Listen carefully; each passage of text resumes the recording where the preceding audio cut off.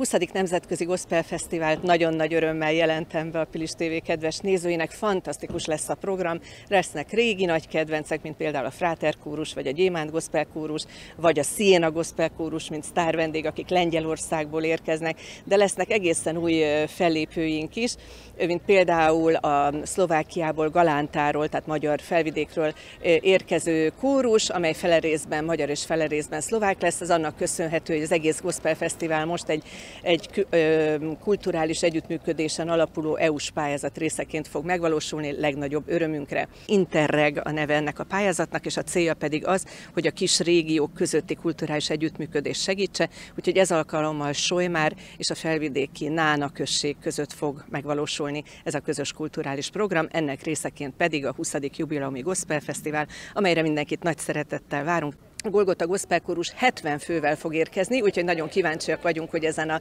itt mögöttem majd látható 6x8-as színpadon hogyan fognak föllépni, és ami szerintem a csúcsa, a koronája lesz ennek az egésznek, hogy 3 órakor, úgyhogy nagyon fontos, hogy mindenki pontosan érkezzen, egy felvonulás indítja majd az egész fesztivált a Művelődési Házból ide a templom térig, énekes felvonulás, színes ruhákban, minden együttes tartja majd a saját tábláját.